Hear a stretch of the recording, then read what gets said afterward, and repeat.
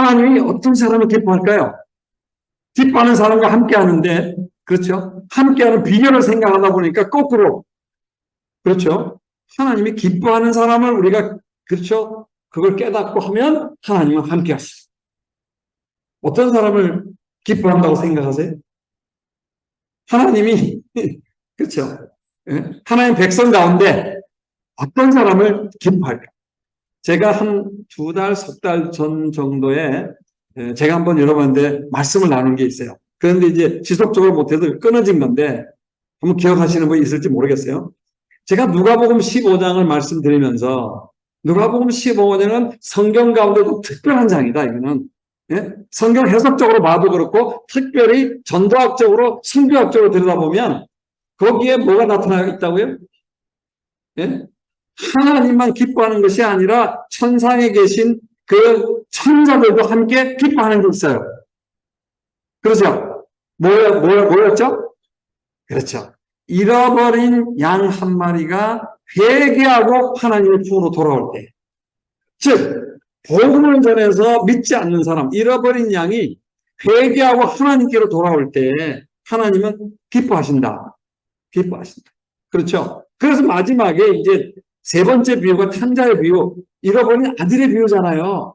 그렇죠? 아들이 얼마나 부모에게 배은망덕했어요. 유대인의 풍습 가운데 아버지가 시퍼렇게 살아있는데 아들, 딸이 아들이 둘이 있는데 이 막내 녀석이 철이 없어가지고 유교의 유대인의 전통을 어기고요. 아버지가 시퍼렇게 살아있는데 아버지 이왕 돌아가시면 유산을 형과 나한테 나눌 테니까 상속하지 않아요? 우리나라도 똑같은 법이 있잖아요? 그런데 주세요. 이걸 미리 주세요 하는 것은요, 아버지에게 이게 상당히 예의가 없는 거예요.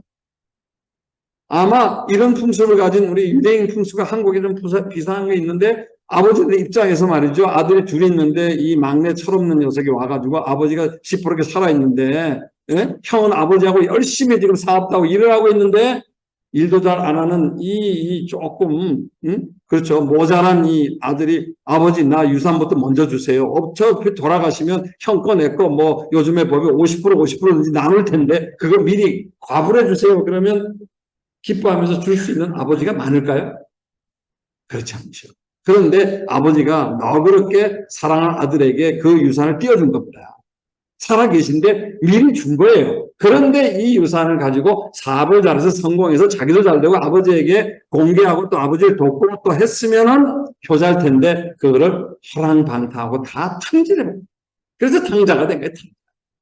그런데 그 아들이 이제 아버지의 그 사랑을 기억하고 회개하고 돌아오는데, 그렇죠? 집에 누가 있었죠? 아버지와 형이 있었잖아요, 형. 근데 아버지는 어떤 반응이었어요? 그렇죠. 돌아온 그 아들, 허접스러운 옷을 입고 아마 그 목욕도 샤워도 못 해가지고요. 그렇죠. 그 몸에서 정말 땀 냄새 나고 정말 지저분했을 거예요. 이 옷도 남루하고 뭐 때 묻은 옷을 입고는 거지 같은 아들을, 그렇죠, 그냥 껴안고 볼을 비비고 기뻐하면서, 그렇지 않습니까? 회개하건 아들이 그랬지 않습니까? 아버지, 나는 이제 깨달았어요. 나는 이제 아버지 앞에서는 유산을 다 써버리고 그러니까 아들의 자격이 없습니다. 저기서 일하는 종의 한 사람으로라도 아버지 집에서 일하게 해주세요. 그러니까 아버지가 뭐라 했습니까? 아니다. 너는 내 아들이야. 하고 가서 반지를 끼워줍니다. 반지. 예? 이미 어렸을 때 준 거죠. 갖고 있었던 건데 허랑방탕하면서 다 팔아먹어서 없어진 거거든요. 상속자의 반지, 이게 없어진 거거든요. 그런데 아들의 신분의 보장으로 그 반지를 끼워주는 겁니다. 그냥 뭐 반지 하나 남아서 이렇게 끼워라, 그게 아니에요. 여기는 아주 중요한, 그렇죠, 유대인의 그 전통 풍습에 그 의미가 있는 거예요. 너는 종이 아니야, 아들이야. 그래서 다시 네가 잊어버렸거나 팔아먹었던 그 반지를 끼워주는 겁니다. 그리고 큰 잔치를 보여요. 그래서 그걸 보고 큰아들이 일 열심히 하다 돌아와 보니까, 그렇죠, 이게 무슨 풍악이 울리고 큰 잔치를 했는데 뭐냐 하고 그 종들에게 물어보니까 당신의 아들 그 탕자가 돌아왔는데 아버지가 살찐소를 잡고 잔치를 하는 겁니다. 그래서 잔치를 하면 유대인들은 그 음악을 울리는 풍악하는 사람들을 데려오는 거거든요. 초청해 오는 거거든요. 그렇죠? 비싼 돈을 주고 그분들을 이렇게 모셔오는 거예요. 그렇게 하는 거죠. 그러니까 아들이 없던 반응이죠. 화를 내는 거죠. 왜? 나는 아버지 집에서 지금까지 충성했는데, 응? 그렇죠? 염소한 마리도 안 잡아줬다. 이 살진 송아지를 잡는 게 웬 말이냐? 응? 마땅히 돈을 쓰건 말이야. 종처럼 일을 해야 되고, 오히려 매를 맞고 책망을 받아야 되는데, 응? 그래서 아버지는 형을 위로합니다. 너는 장자로서 나와 함께 일했기 때문에 나의 모든 것이 여기 있는 게 다 너의 것이다. 너의 것이다. 그리고 아들을 그렇죠. 회개하고 왔기 때문에 예? 그렇죠. 우리가 그렇게 사랑을 받고 받아주자 하는 그런 대조된 그 사건이 그 하나의 그 스토리가 예? 잃어버린 영혼의 회개하고 하나님께 돌아올 때 어떻게 가장 기뻐하시다 하는 것을 먼저 말씀을 드렸습니다. 그래서 사실은 그 설교의 속편인데요. 오늘 사무엘상 15장 22절을 보십시다. 여기에 하나님이 기뻐하시는 그 성경적인 이유 비결을 말하고 있습니다. 같이 한번 읽어볼까요? 사무엘에 이르되 여호와께서 번제와 다른 제사를 그의 목소리 청종하는 것을 좋아하지 아니하시겠나이까. 순종이 제사보다 낫고 드리는 것이 양의 기름보다. 무엇을 하나님께서 기뻐하신다고 사무엘 선지자가 말하고 있죠. 구약의 제사는 지금 신학적으로 말하면 예배입니다. 우리가 이 예배에 대한 개념을요, 이거를 성경적으로 또 이 신학적으로 크게 우선순위를 깨달아요. 많은 그리스도인의 상식이 그리스도인 모이면 예배가 맞아요. 맞습니다. 그렇죠. 예배로 하나님께 영광하고 영광을 돌리고 하나님 기뻐하시죠. 그런데 여기에서 뭘 얘기하고 있냐면요. 그 예배에 해당하는 제사보다 뭘 기뻐한다는 거예요. 또 제사를 드릴 때 숫양의 기름, 그러니까 숫놈 양을 잡아서 그렇지 않습니까? 제물을 바치잖아요. 그 드리는 제물보다 왜? 제사를 때는 아까 제물이 필요하거든요. 제물보다 뭐를 기뻐한다는 거예요? 여호와의 말씀을 청종하는 것, 듣고 순종하는 것. 청종이라는 말은 들을 쳤다, 듣고 순종하는 것. 여호와의 말씀을 듣고 순종하는 것. 그래서 순종이 하나님의 말씀에는 하나님의 뜻이 기록이 되어 있다. 하나님이 기뻐하시는 기록이 되어 있다는 것입니다. 그것을 기뻐하시는 것이 제사보다 낫고 숫양의 기름 드리는, 그렇죠, 하나님을 기쁘시게 하는 제물보다도 낫다. 믿습니까? 순종이에요. 순종. 하나님의 뜻을 순종하는 이게요. 그래서 이 순종을 하려면 또 우리 그리스도인에게는 뭐가 필요해요? 순종을 하려면 예? 믿음이 필요해요. 하나님의 말씀을 여러분들이 순종하십니까? 왜 순종하지? 너무 상식적인 얘기잖아요. 이 말씀을 진리로 믿기 때문에 순종하는 거예요. 아멘? 이 말씀을 진리로 믿지 않는 분은요, 순종 못합니다. 맞습니까? 맞아요. 그래서 우리가 복음을 듣고 회개하고 예수를 믿고 그 다음에 구원을 받았고 영생을 얻고 또 성령을 받았다. 그 성령으로 기록된 이 말씀을 깨달을 때 우리는 그 안에서 성령께서 우리에게 믿음을, 그렇죠, 믿을 수 있는 믿음의 은혜를 줄 거예요. 그래서 회개하고 예수 믿고 영생 또 성령을 안 받은 사람은요, 이 말씀을 깨달을 수가 없죠. 저는 대학교 때 물리학을 전공했어요. 예수 믿기 전에 이 성령을 믿을 수가 없습니다. 왜요? 과학적이지 않거든요.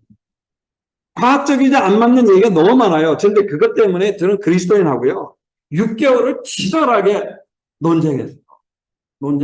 그리고 과학적인 지식으로 그리스도인들이 이 성경을 과학적으로 증명 못하는 걸 가지고 제가요, 구석구석 코너마다 찔러가지고 아주 그 사람을 비과학적이고 과학의 기본 지식도 모르는 사람이라는 것을 증명을 했죠. 그러니까 그리스도인들 얼굴을 시뻘겋게 만들어. 하나 실례를 들어서 여기 이제 과학하시는 분 교수님가 계실 텐데 인문학 하시는 분들은 조금 이 과학에 대한 그래도 우리 다 지식이 있으니까 이 과학이라는 것은, 그렇죠. 하나의 처음에 이제 그 가설로 시작하는 거거든요. 근데 그것이 항상 동일한 환경에서 그것이 그대로 그 일이 일어나면 그것을 로라고 합니다. 이제 우리가 뉴턴스 로잖아요. 뉴턴의 법칙이라는 법칙. 법칙은 물리학에서 과학에서는 진리입니다. 법칙은 변하지 않아요. 뉴턴의 법칙이 그렇게 로라고 해요. 그렇죠. 그런데 예수님이 죽은 사람을 살렸어요.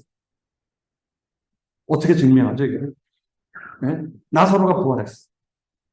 그리고 그리스도인들은 나사로가 그렇죠. 죽었다가 살은 것도 믿고 또 예수님은 나는 부활이요 생명이라고 그러니까 예수님이 그렇죠. 부활하신 것도 믿는데요. 우리 복음이 그렇잖아요. 예수님께서 십자가에서 우리 죄를 죽으시고 부활하셨습니다. 십자가의 죽으심과 부활이 사도들이 전한 계리고만 이게 복음이라고. 그런데 문제는요. 이 부활을 설명을 못합니다.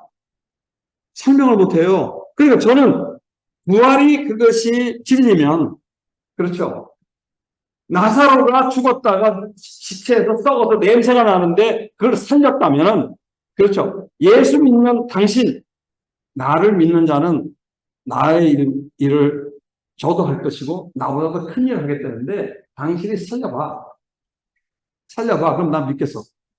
그러면 당신이 못 살리면 살린 사람을 갖다 대. 누가 살렸다. 내가 만나보고 확인할게. 어떻게 하죠? 지금도 믿지 않는 과학에 신취된 학생이 와서 부활을 증명하라고 하면 어떻게 답변하시겠어요? 이게 이제 우리의 과제죠. 그렇죠. 이게 안 풀립니다. 증명을 못 하는 거예요. 네? 죽은 것을 살린 것을 봤어? 할 수 있어? 못해. 어떻게 믿어, 그거를? 이런 논리에 상당히 그리스도인들이 어려워하고, 예? 그런 비과학적인, 비합리적인 사고를 가지고 예수 믿으라고 하는 그것에 대해서는 저는 도저히 받아들일 수가 없던 그런 한때가 있었어요. 어쨌든 간에 그것은 조금 우리가 하나의 예로 지금 보는 거 제가 믿음을 설명하려는 거예요. 그렇죠. 이거를. 그러니까 이 말씀을 진리로 못 믿는 제가 그 상태에서는 이 말씀을 순종할 수 없는 거예요. 따를 수가 없는 겁니다. 그런데 어쨌든 간에 그 과정 속에 하나님의 은혜로 우리는 믿음을 받은 거예요. 너희가 그 은혜로 인하여 믿음을 우리가 하나님께로 선물로 받은 겁니다. 믿음은 하나님의 선물이에요. 그 믿음이 들어오고 함께 성령이 역사하니까 지금 제가 믿거든요. 부활을 전하고 다니잖아요. 그 진리, 죽으심과 부활 때문에 물리학을 집어쳐버렸잖아요. 교수들 되는 걸 완전히 포기하고 저는 이때부터 2학년 때부터 성경에 빠져가지고 성경 읽다가 저는 이 진리를 전해야겠다. 예? 과학의 중요성도 있지만 그렇죠. 많은 사람을 문명 베풀고 혜택을 줘서 잘 살게도 하고 그렇죠. 돈도 많이 벌게 하고요. 응용 물리하면 돈 많이 벌거든요. 아이디어 하나에서 탁 꺼내면은 그렇지만은 그래서 선한 일 좋은 일도 할 수 있지만은 이 진리를 전해서 영혼이 구원받고 그렇죠. 변화돼서 진리를 순종하고 삶으로써 하나님의 복을 받는 것이 인생에 합당한 거고 이것이 바로 인생이 살아야 될 길이고 진리의 길이다. 그죠? 그것 때문에 저는 제 일생을 다 젊었을 때 통째로 주님께 바쳐버리는 거죠. 그래서 이제 그 이후로 선교사가 되고 목사가 된 건데요. 영혼은 그래요. 믿음이 있어야 순종할 수가 있습니다. 그래서 성경에 히브리서 11장 6절에는 잘 아는 말씀이에요. 근데 오늘 이 관점에서 한번 보세요. 히브리서 11장 6절 한번 보여주시죠. 네, 다시 한번 읽겠습니다. 믿음이 없이는 하나님을 기쁘시게 하지 못하나니 하나님께 말하는 반드시 그가 계신 것과 또한 그가 자기를 쓰는 자에게 상 주시는 있음을 믿어야 하니라 하세요. 첫 번째 구절에 주목을 하세요. 믿음이 없이는 기쁘시게 못하나니 부정의 말을 썼어요. 이것은 강조법입니다. 성경에는 그런 법이 많고 또 히브리인들의 표현이 아마 이거 히브리의 서의 저자가 우리가 많은 성경학자들이 바울이라고 믿습니다. 그거는 뭐 견해는 좀 다르지만 저도 바울이라고 생각해요. 확실치는 않지만 그런데 또 히브리 사람들이 부정의 말을 쓸 때 이거는 강조의 뜻입니다. 그러니까 이게 믿음이 없이는, 그렇죠? NIV 성경을 보면 믿음이 없이는 이렇게 without faith 이렇게 돼 있어요. without faith. 믿음이 없이는 기쁘시게 못한다. 기쁘시게 못하나니, 요 말씀을 한국말로 가만 들여다보고 있으면 의미가 조금은요, 예? 좀 약한 것 같아요. 그런데 이제 NIV 다 성경, 읽을 수 있잖아요. 영어 기본을 아시잖아요. 그 문장이 아주 쉬워요. 하나님을 기쁘시게 못한다는 말이 어떻게 쓰여 있냐면요. It is impossible to please God. 예? 하나님을 기쁘게 하는 것이 불가능하다 이렇게 쓰여 있는 거예요. 할렐루야. 아멘. 어떻게 해요? 믿음으로 하나님을 기쁘시고 있다는 말을 강조하는 거예요. 그러니까 순종은 믿음하고 결부가 돼 있어요. 그렇죠? 그래서 로마서에서 믿음으로 구원받는 나와 또 한편에 야고보서에 행함으로 믿음이 온전하게 되는 것이 두 짝이 되어야 우리 믿음이 균형 잡히고 온전한 믿음. 그게 성경적인 믿음. 그 말로만 믿습니다. 아멘. 이거 갖고는 부족한 거예요. 그렇죠? 우리가 입으로 시인하여 마음으로 믿음을 구원받는 겁니다. 그래서 믿음이 중요해요. 또 믿음을, 그렇죠? 믿음이 없이는 기쁘시게 못한다는 말은 믿음을 가졌을 때 하나님은 기뻐하시고 축복하신다 이 말. 믿으십니까? 이 말 안 믿으면 그렇죠. 기본 신앙인의 자세가 있어요. 또 마지막으로 하나만 시간 관계를 중요한 거 하나 보겠어요. 로마서 12장 1절을 보면 또 이 구절 안에도 하나님이 기뻐하시는 것이 뭔가 하는 관점을 가지고 한번 같이 보십시다. 잘 아시는 구절이에요. 그러므로 형제들아 내가 하나님의 모든 자비하심으로 너희를 권하노니 너희 몸을 하나님이 기뻐하시는 거룩한 산제사로 드리라. 이는 너희의 드릴 영적 예배니라. 이렇게 말했거든요. 요 사도 바울 서신에 이런 표현을 쓴 것은 로마서 12장 1절밖에 없어요. 무슨 특별한 표현을 썼냐면요. 그러므로 형제들아 내가 하나님의 모든 자비하심으로 너희를 권면하노라. 권면한다는 말이 성경에 바울 서신에도 많이 나와요. 그런데 여기에 이 수식어가 특별하다는 거예요. 하나님의 뭐예요? 모든 자비하심으로 원하는 말이에요. 특별한 표현이에요. 그러니까 성경에 어떤 특별한 표현이 있고 어떤 최상급으로 표시한 그런 것들이 있는데 그거는 유념해서 봐요. 오늘 그것을 보자는 거죠. 그것을 보자는 거죠. 그래서 무엇을 권면하죠? 자, 최상급으로 모든 자비하심으로 너희를 원하는데 핵심은 이거예요. 너희 몸을 하나님이 기뻐하시는 거룩한 산제사로 드리라. 자, 문장을 잘 보죠. 너희 몸을 드리라는 거예요. 이 문장의 핵심은. 그런데 하나님이 기뻐하시는 거룩한 산 제물로 드리라. 하나님이 뭘 기뻐한다는 거죠? 이 구절에서. 그 질문을 하면 뭘 기뻐한다는 거예요? 우리 몸의 의미는 뭐죠? 몸을 드린다 하는 의미는 뭡니까?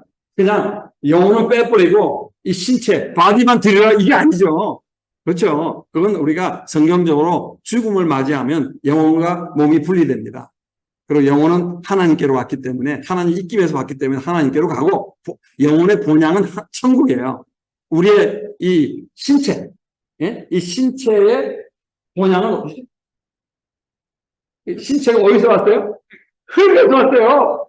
이게 물리학적으로 과학적으로 증명되는 거예요.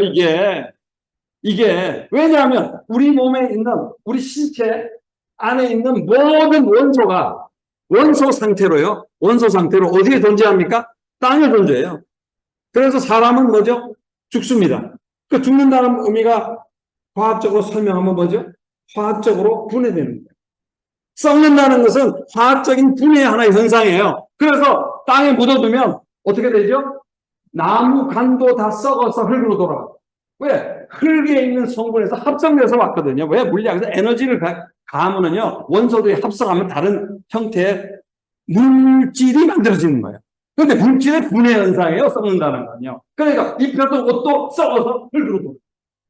그 다음 우리 몸도 다 썩어서 분해가 돼가지고 이 안에 우리 몸 안에 뭐가 있죠? C, 탄소, H, 수소, O, 그 다음에 H2O 형태로 물이 70%가 넘잖아요. 우리 몸 안에.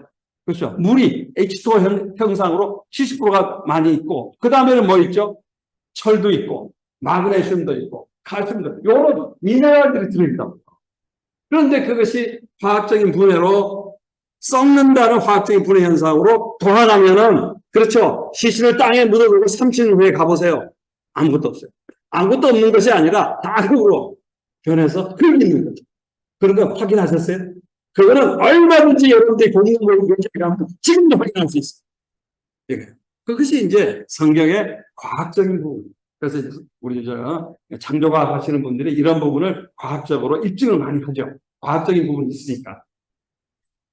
그래서 여기에서 하나님이 기뻐하시는 걸 가만 보니까 뭐를 기뻐한다 그러면 거룩한 산제사로 드리는데 몸을 드리라고 했는데 그거는 영혼을 빼고 신체만 드리란 말이 아니라 이 몸이라는 것은 우리의 모든 것이에요.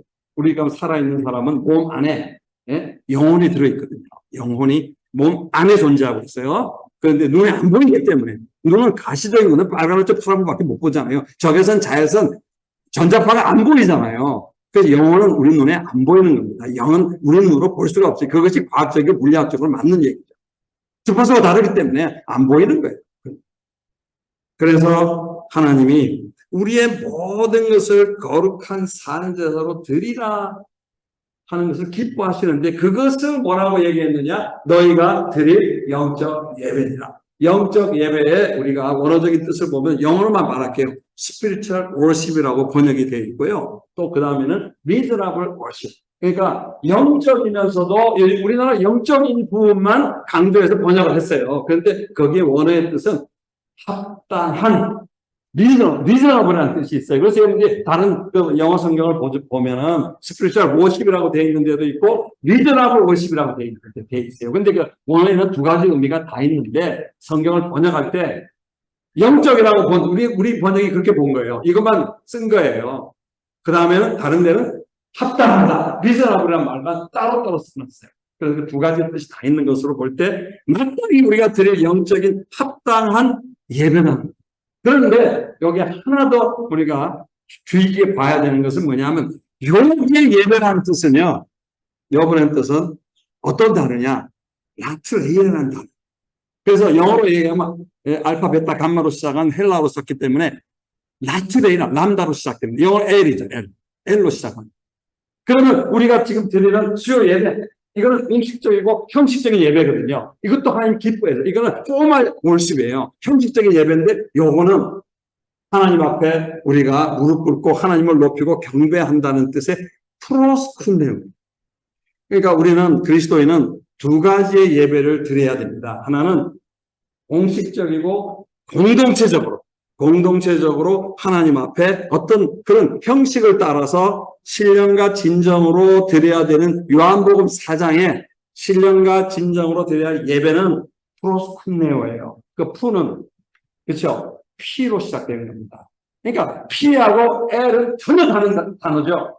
그렇죠? 그래서 한국말에 예배라고 번역이 똑같이 되었는데 요한복음 4장에 있는 신령과 진정으로 드리는 예배는 프로스쿤네 하나님 앞에 뭐죠? 무릎 꿇고 엎드려 절한다는 뜻입니다. 경배한다는 뜻이에요. 그것이 우리가 주일 예배 또는 수요 예배 우리가 공동체로 그리스도에 모여서 바로 이 예배가 하나님께 찬송하고 찬양하고 경배하는 프로스쿤네 예배예요.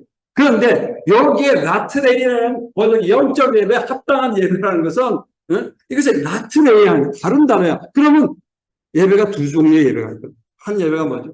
이거는 공식적인 예배를 드리고 은혜를 받고 마음속에 하나님을 기쁘시게 하고 또 하나님께 순종하고자 하는 그렇죠? 그런 마음을 그렇죠? 드리고 나서 공식 예배가 끝나고 예배당을 나아가는 그리스도인 우리 모두가 삶 속에서 사역 속에서 드려야 될 예배가 있는 거예요. 그것이 라트레이예요.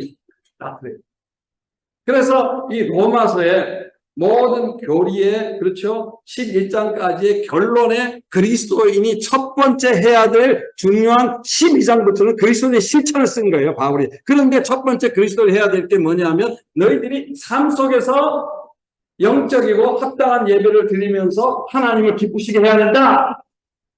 그래서 모든 것을 드려라 하는 것을 말하고 있는 거죠. 그래서 우리가 이제 말씀에 결론에 우리가 도달되는데, 말씀에 순종하고 또 그 순종할 때 우리가 하나님 말씀을 진리로 믿어야 되기 때문에 믿음으로 하나님을 기쁘시게 하고요. 우리가 거룩한 산제사로, 거룩한 산제사라는 말은 여기에서 우리가 세상의 삶 속에서 우리 사역 속에서도 거룩 죄와 분리되고 세상과 분리되어서 살아있는, 그러니까 영어로 보면 holy living sacrifice. 제사로 구약적인 개념을 썼습니다. 구약에서는 동물을 죽여서 드렸잖아요. 그런데 우리 신약에서는 우리가 살아있는 채로 죽이지 않고 살아있으면서도 죄와 세상과 분리돼서 거룩한 산자서로 드리라. 이것이 하나님께서 기뻐하신다. 그리스도의 실천 가운데서 제일 첫 번째입니다. 하나님 기뻐하십니다. 11장까지는 바울이 교리를 쭉 얘기합니다. 그래서 우리가 하나님을 기뻐하시는 것이 무엇인가를 이 말씀을 통해서 우리가 볼 때, 자, 하나님을 기쁘시게 한다면 우리가 하나님이 어떻게 하신다고 했죠? 우리가 함께 한다고 그랬죠. 그렇죠?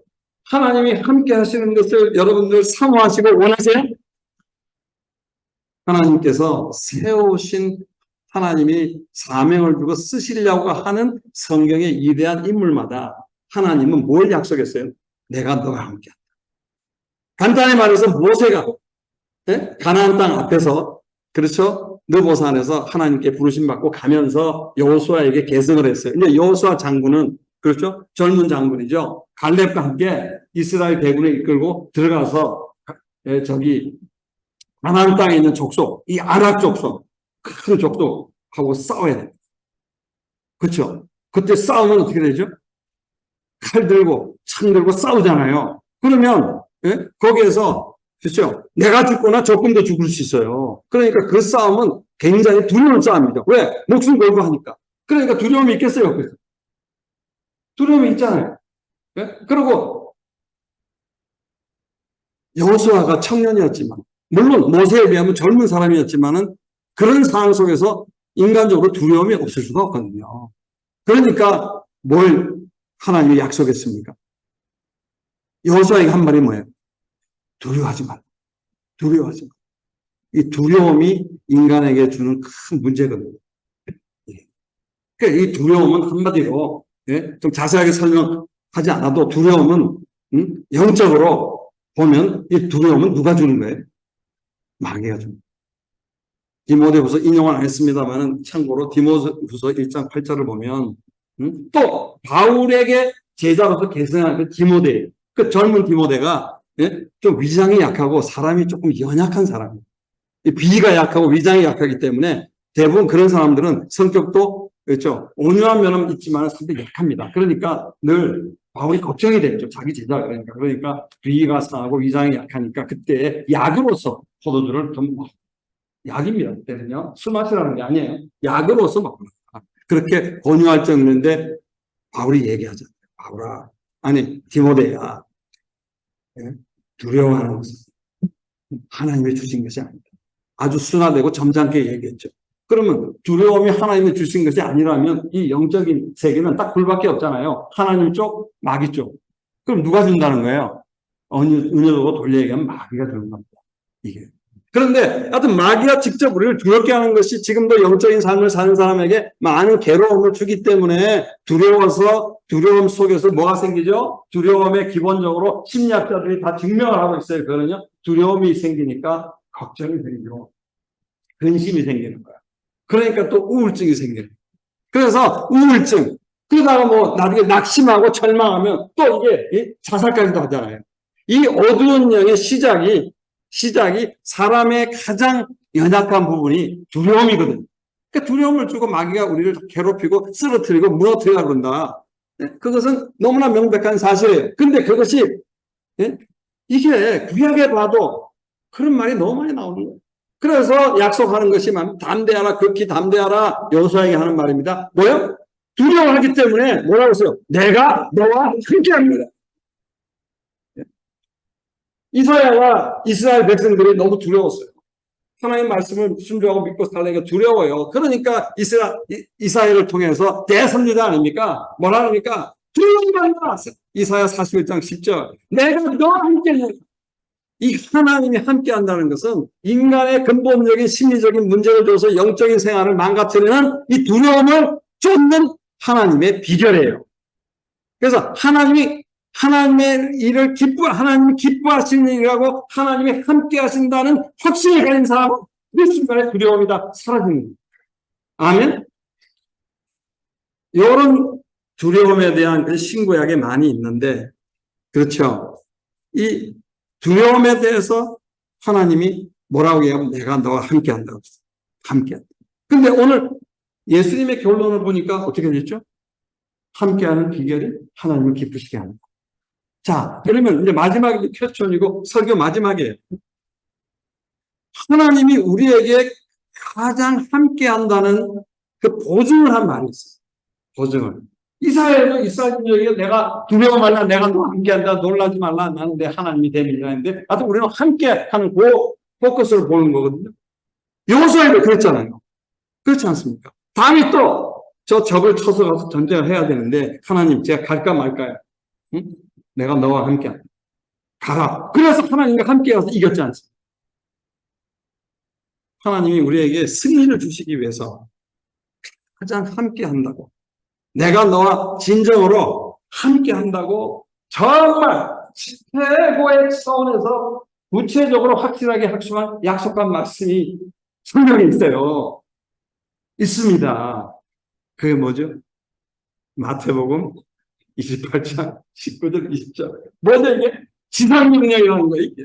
지상명령. 모든 선교단체들이 가서 모든 족속으로 제자를 삼기 위해서 선교단체들이 세워졌잖아요. 저도 ADI를 세워서 지금 하고 있는 것도 그거거든요. 가서 마태복음 28장 지상명령을 이루려고 하는. 자, 한번 같이 보죠. 그런 관점에서 한번 다시 보세요. 말씀을 거꾸로 한번 보시라고요. 자, 맨 뒤에부터 읽습니다. 내가 세상 끝날까지 너희와 항상 함께 있으리라 하십니다. 자, 여기에서 육하원칙에 따라서 언제까지 함께 한다고요? 세상 끝날까지. 세상 끝날이 언제입니까? 신목사님 죽는 날이에요? 주님이 다시오죠. 주님이 다시오죠. 인류의 종말. 그때까지를 얘기했어요, 제자들. 그 다음에 뭐라고 했어요? 너희와 항상 함께 하시니. 이 말씀을, 그렇죠? 했어요. 아까 말씀드렸죠? 이렇게 강력하게 세상 끝날까지 항상 함께 하겠다고 그랬는데, 왜 함께 하려고 그랬죠? 하나님을 기쁘시게 합니다. 그러면 우리가 말씀을 거꾸로 돌아가서 하나님이 기뻐하시는 게 뭐죠? 그렇죠? 그러므로 너희는 가서 모든 민족으로 제자를 씁니다. 이 말씀을 조금만 풀어 설명하면 가서 복음을 정해서 영혼 구령을 해서 아버지와 아들과 성령의 이름으로 세례를 주고 왜? 새로 믿는 사람이 생겨야 세례를 줄 거 아니에요. 그 다음에 내가 너희에게 분부한 모든 것을 가르쳐 지키게 해라. 성경을 가르치고 교육하고 훈련해가지고 제자가 되게 합니다. 이 일을 할 때 복음전에서 영혼 구령하고 말씀 가르쳐서 그 제자를 삼아 제자가 또 다른 사람에게 복음 전하고 할 때 하나님은 가장 기뻐하신다. 믿으시면 아멘 하시죠. 이 표현이 함께 한다는 가운데서 가장 구체적이고 가장 강력한 하나님의 영원한 약속입니다. 함께 하는 분인데 그래서 복음 전하고 영혼 구령하고 제자 삼는 것을 기뻐하신다. 그래 우리가 돌아와 우리가 이렇게 모여서 함께 하나님께 풍수풍매의 예배, 신령과 진정으로 예배를 드리는 삶을 통해서 영광을 돌리고 이제는 예배가 끝나면 우리가 삶 속으로 생활 속으로 세상 속으로 들어가면 그곳에서 삶 속에서 사역 속에서 하나님을 기쁘시게 하는데 그 기쁘시게 하는 것이 복음 전하고 영혼 구령하고 제자를 삼는 것을 우리에게 오늘 가르쳐주고 있는 것입니다. 그래서 그 사람에게 내가 세상 끝날까지 너희와 항상 함께 있으리라. 사랑하는 성도 여러분, 주님 오실 때까지 주님이 우리와 항상 함께해서 우리에게 두려움을 물리쳐주고 우리가 그 안에서 강건한 은혜 가운데서 지상명령을 이룰 때 하나님은 가장 기뻐하시고 우리와 항상 함께 주님 오실 때까지 함께 하시는 줄 믿습니다. 주님이 함께함으로 여러분 형통하시고 평탄한 생명을 풍성한 삶 사시기를 축복드립니다. 기도하겠습니다.